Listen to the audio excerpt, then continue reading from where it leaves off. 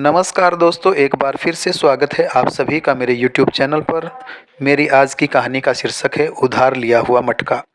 एक बार की बात है कि एक स्त्री ने ज़रूरत पड़ने पर अपनी पड़ोसन से एक मटका उधार ले लिया और 1-2 दिन उसका प्रयोग करने के बाद वह मटका लौटाने के लिए उसके घर चली गई।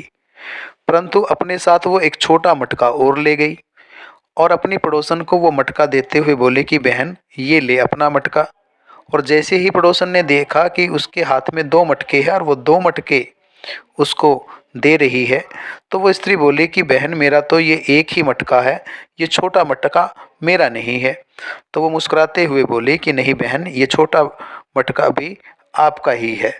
तो वो बोली कि ये कैसे हो सकता है? तो उसने कहा कि जब मैं आपके बड़े मटके को अपने घर लेकर के गई थी, तो इस बड़े मटके ने इस छोटे मटके को जन्म दिया और जब इसने इसको जन्म दिया है तो ये मटका भी आप ही का होगा।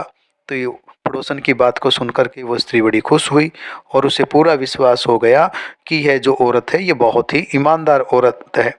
और और इस तरीके से काफ़ी दिन बीत गए।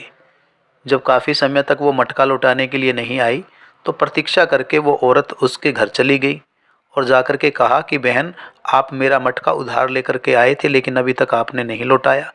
तो वो स्त्री बोली कि मैं आपका मटका कहाँ से लौटाऊं? वो बोले कि जो उधार लेकर के आए थे वो मेरा मटका वापस कीजिए। वो बोले कि जी, आपका मटका तो मर गया है। तो वो औरत बोली कि मटका कैसे मर सकता है? तो दूसरी औरत ने कहा कि जब आपका मटका दूसरे मटके को जन्म दे सकता है तो आपका मटका मर क्यों नहीं सकता? तो वो औरत उसकी बात को सुन कर के स्तंभ रह जाती है। तो प्यारे बच्चों, इस कहानी से हमें शिक्षा मिलती है कि जो बात वैज्ञानिकता के आधार पर प्रूव नहीं होती उस पर विश्वास नहीं करना चाहिए। समाज के अंदर बहुत सारे ऐसे लोग हैं जो दूसरों की आंखों को बींद करके अपना विश्वास जमा लेते हैं और बाद में वो बड़ा धोखा हमें देने के लिए तैयार रहते हैं। उम्मीद करता हूँ कि आपको मेरी ये कहानी अच्छी लगी होगी। अगर आपको मेरी ये कहानी अच्छी लगी हो तो इस कहानी को लाइक करना, शेयर करना और मेरे चैनल को सब्सक्राइब करना। Thank you.